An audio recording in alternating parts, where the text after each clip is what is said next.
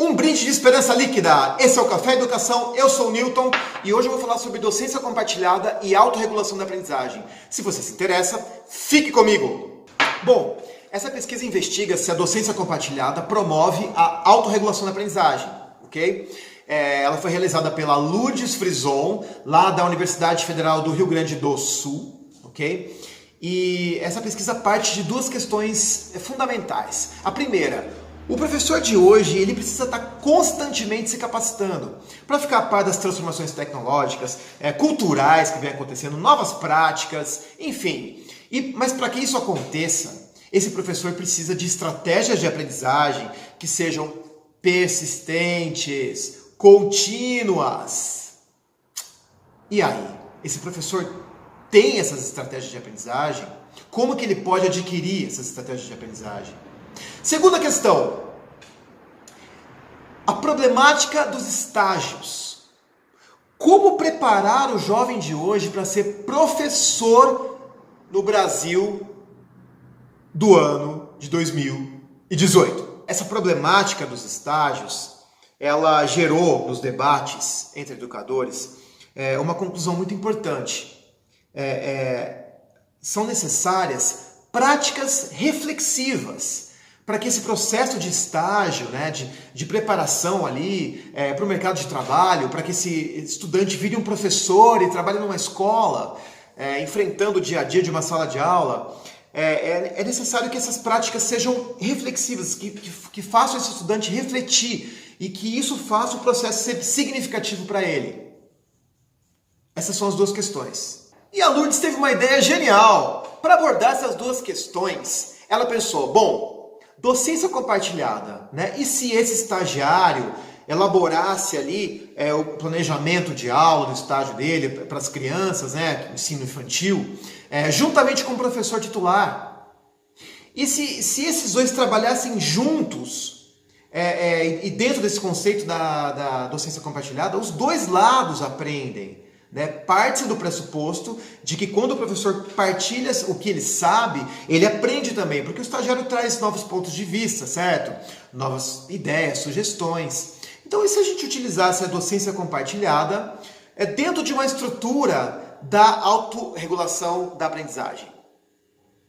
Você deve estar se perguntando, mas calma, Newton, o que é autorregulação da aprendizagem? Como assim? Me explica melhor. É o seguinte, é quando a pessoa ter capacidade de controlar o processo de aprendizagem dela, tendo em vista metas do que ela quer aprender, ok? E o uso de estratégias, a combinação de estratégias para que essa meta seja atingida, para que esse objetivo seja atingido.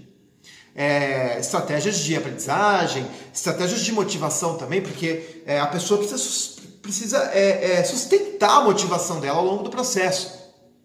Então, essa arquitetura processual da autorregulação da aprendizagem, ela tem três etapas principais, que é a etapa do planejamento, certo? É a prévia, ok? Onde você traça as metas.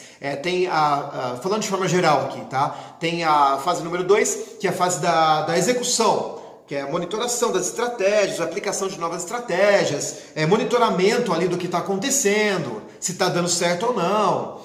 E a última fase, que é a fase da avaliação, ok? Quando você olha para todo o processo e reflete sobre ele. Porém, a autorreflexão também acontece continuamente em todo o processo. Isso é autorregulação da aprendizagem, tá? Então, ela quis associar um trabalho colaborativo em que o estudante fosse para campo direto trabalhar com o professor do ensino infantil de alguma escola da região, tá? Sentando, trabalhando o planejamento, trabalhando as atividades colaborativamente, trabalhando as avaliações, interagindo com as crianças colaborativamente, analisando para ver se as aulas estão engajando ou não colaborativamente, ok? Dentro de uma estrutura em que os dois lados pudessem aprender a autorregulação da aprendizagem. Com essa combinação a gente resolve os dois problemas.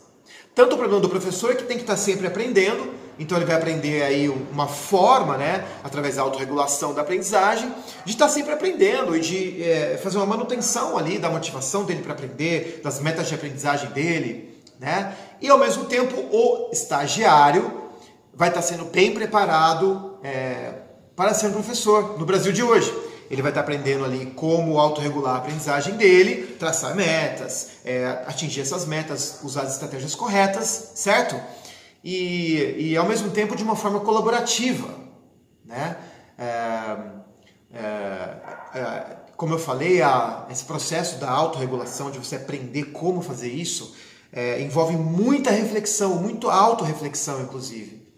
Então, aquilo que a gente estava falando, né? Do estagiário ter acesso a práticas reflexivas. Pronto, mata a charada. Como eu disse, o estudo ele foi realizado na Universidade Federal de Pelotas, tá? E na FAI também, que é uma faculdade da região. Ele envolveu estudantes da Faculdade de Pedagogia. As alunas participaram, certo? As professoras titulares de escolas da região participaram. As crianças, obviamente. E também a gente tem que lembrar que teve a professora do estágio, tá? São componentes importantes aí. Como que os dados dessa pesquisa foram coletados e analisados? Questionários, tá? Para as alunas e para as professoras titulares, com perguntas relacionadas ao processo. Como é que foi que vocês formularam as metas? Como é que foi o andamento ali? Vocês conseguiram implementar ali o que vocês precisavam para essas metas serem atingidas, blá blá blá. Como é que foi a avaliação, enfim. Teve também uma entrevista que depois foi transcrita, certo? Sobre o andamento do processo e o relacionamento das alunas com as professoras, ok? Muito interessante. E teve também um portfólio reflexivo, onde as estudantes, tá, as estagiárias, relataram todo o processo, ok? De um ponto de vista pessoal, um ponto de vista pedagógico e um ponto de vista profissional. E esse portfólio, ele já vou explicar ele para vocês, né? Os resultados, falar dos resultados, mas os portfólios funcionaram muito bem nesse estudo. Esses portfólios são ferramentas fantásticas de pesquisa, né? E, enfim, foi dessa forma que os dados foram analisados, coletados e analisados. Analisados, na verdade, eles foram através da análise de conteúdo, que é um conjunto de técnicas e de ferramentas que permitem o processamento profundo, né, desses dados e uma interpretação apurada, ok? É isso. Falando dos resultados então, da pesquisa, como eu disse, os portfólios foram ferramentas muito interessantes de coleta de dados. E através da análise dos portfólios, a gente é possível ter uma ideia bem detalhada de todo o processo. E a Lourdes Frison, nesse artigo que ela escreveu dentro desse livro, que aliás é esse livrinho aqui, ó, Autorregulação e Aprendizagem, Autorregulação da Aprendizagem, Narrativas Autobiográficas, Epistemologia e Práticas. Ela usou uma metáfora muito legal para falar dos processos. Então, ela usou um poema do Carlos Drummond de Andrade, que é aquela pedra no caminho. Não sei se vocês conhecem. No meio do caminho tinha uma pedra no meio do caminho, tinha uma pedra no meio do caminho. Mais ou menos assim o poema. E ela disse que no início do processo houve muita dificuldade por parte das estagiárias, tá? De trabalhar colaborativamente, de se verem como futuras educadoras, de fazerem sugestões, de estabelecer relacionamentos ali positivos, mesmo de cumprir os prazos, de se exporem em todo o processo, ok? Tudo isso era como uma pedra no meio do caminho, a pedra do Carlos Drummond de Andrade, porque o processo estava entroncado, entende? E é interessante que todo esse processo, ele foi muito bem descrito nos portfólios, né? E ele teve um ponto de virada. Ou seja, estava tudo entroncado, relacionamentos se rompiam, elas ficavam inseguras, não eram sinceras, ficava todo mundo... tinha um grande gelo ali entre as pessoas. E o grande ponto de virada foi que em um dos debates ali, entre estagiárias e professoras, elas perceberam de que se não houvesse confiança, não ia sair nada. Elas iam esconder os pontos fracos umas das outras e o processo não iria caminhar. Então, depois de algumas discussões sobre isso, essa confiança ela foi estabelecida. E a partir daí foi possível perceber que a autorregulação começou a se manifestar nos depoimentos dos portfólios. E foi possível ver também que essa docência compartilhada, esse modelo de docência, estava começando a dar certo. Tá? E aí a Lourdes Frison faz uma analogia interessante no poema da pedra, ela troca a palavra pedra por luz.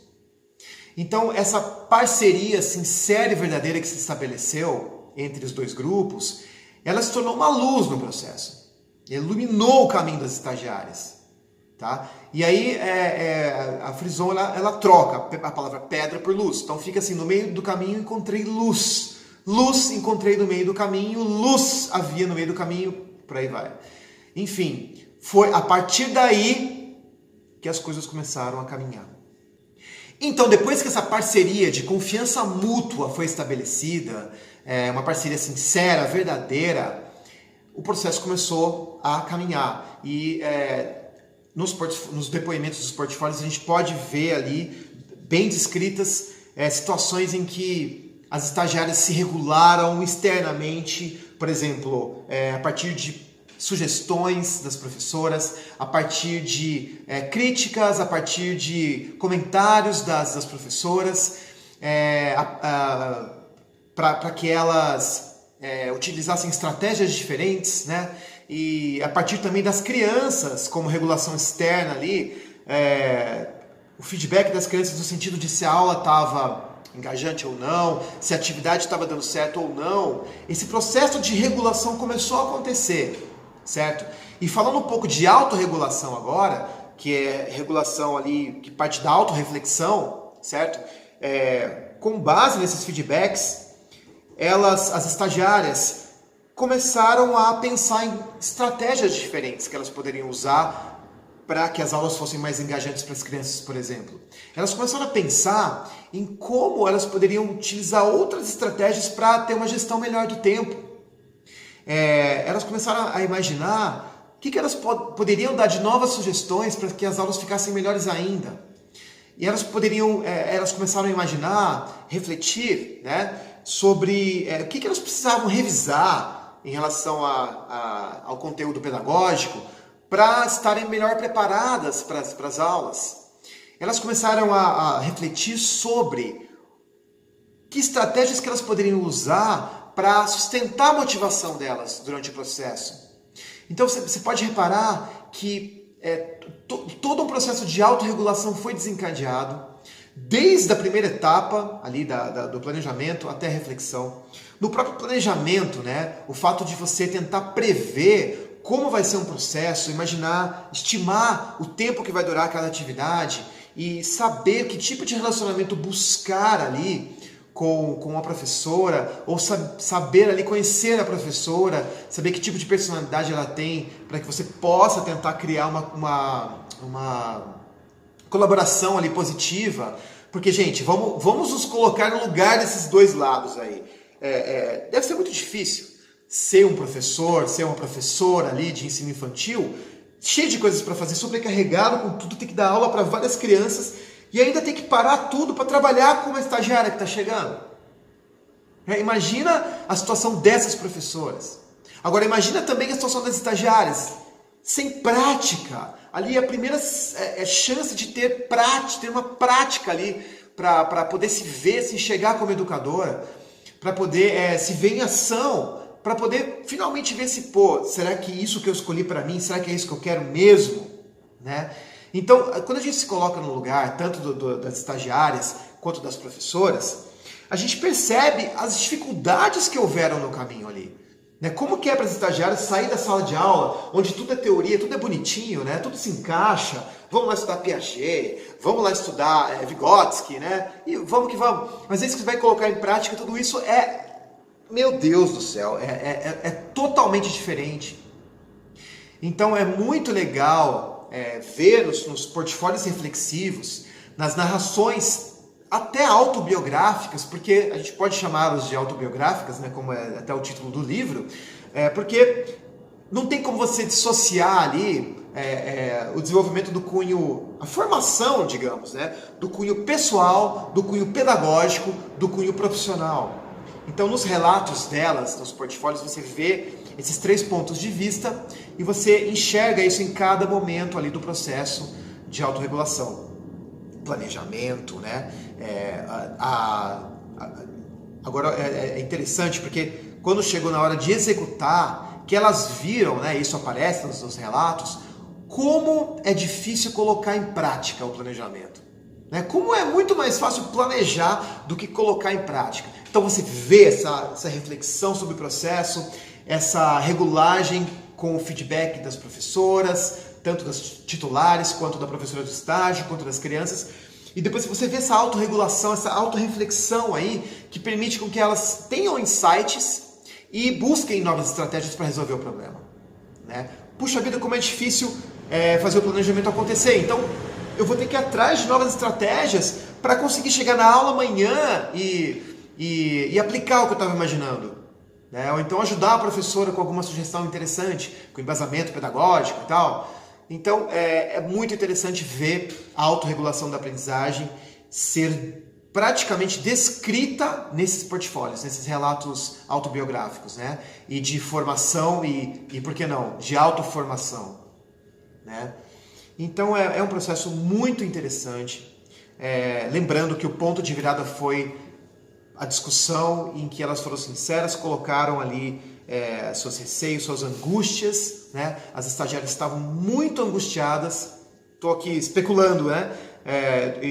As professoras titulares deviam estar muito, muito tensas também, porque era mais um trabalho para elas, e nesses debates que aconteceram, nessas reuniões, né, debates que aconteceram ao longo do processo, na docência compartilhada, elas foram sinceras, colocaram os receios na mesa, colocaram as angústias na mesa, conseguiram chegar numa confiança mútua mesmo, sinceridade, né, e foi aí que o processo começou a caminhar. E é bem visível isso nos relatos. As professoras titulares também relataram que toda a prática foi surpreendente para elas, assim, a parceria foi surpreendente. Elas tiveram um monte de novas ideias para aplicar nas aulas. Elas pensaram muito em si mesmas, se avaliaram como educadoras, tendo tudo isso, todo o processo em vista, né? E, enfim, né, nós temos aqui um trabalho de planejamento, de execução. Agora pensa em quantas atividades foram aplicadas aí durante esse processo de execução, né? E quantas coisas tiveram que ser alteradas do planejamento, de quanta frustração surgiu disso e como que todas elas lidaram bem com tudo isso para que a coisa acontecesse bem no final, para que o resultado fosse positivo. E isso, com certeza, a teoria da autorregulação da aprendizagem contribuiu muito para esse processo ser positivo, porque se você sabe, né, dentro da aprendizagem autorregulada, fala-se muito das crenças pessoais, que tanto as professoras titulares quanto as estagiárias trazem da infância. E a gente sabe que quando a causa de uma situação que não está dando certo, quando ela é atribuída a um fator interno e um fator que não, na visão, na percepção das pessoas, não muda, isso afeta negativamente a motivação da pessoa, a performance futura, o desempenho futuro dela. E quando você está falando de aprendizagem autorregulada, você está falando de estratégias de aprendizagem. Então, fica muito claro ali para quem está estudando esses conceitos de que se alguma coisa der errado, você tem que rever a estratégia, ou você tem que se esforçar mais. Então você tem que atribuir aquela causalidade ou ao esforço ou ao uso de estratégias que não estão dando certo. Você precisa mudar de estratégias. Então, essa aprendizagem em relação à autorregulação da aprendizagem foi crucial aí. Primeiro para as estagiárias, né? E depois, com certeza, para as professoras titulares, que podem agora utilizar toda essa abordagem né, de autorregulação da aprendizagem na capacitação contínua delas, certo? Então é um processo muito legal e a gente vê aí o impacto que as narrativas nos portfólios, que as narrativas autobiográficas tiveram, e a gente vê como que a informação ela vem incluindo a formação de cunho pessoal, de cunho pedagógico e cunho profissional. Você vê que até a Lourdes Frison, ela analisa separadamente, né, esses construtos. Porém, quando você lê o texto, você não está claro, né, se isso aqui é ponto de vista pessoal, ponto de vista pedagógico. Então o trabalho de pesquisa foi importante aí para separar esses três cunhos e explicá-los muito bem para o público, né? Bom, então é isso. Docência compartilhada teve um efeito muito grande, promoveu, significativamente a autorregulação da aprendizagem, nesse esquema que foi aplicado aqui nessa pesquisa, e a gente viu aí uma formação muito positiva, uma autoformação muito positiva, cheia de reflexões, tá, das estagiárias, das professoras titulares. Então as professoras agora têm novas ferramentas para aplicarem na sua capacitação continuada, tá? E as estagiárias chegam à profissão equipadas, né? E graças à pedra que configurou-se em luz, devido à confiança mútua, as estagiárias chegam equipadas para essa batalha que é ser um educador no país em que a gente mora. É isso. Mais um brinde de esperança líquida para vocês e até a próxima.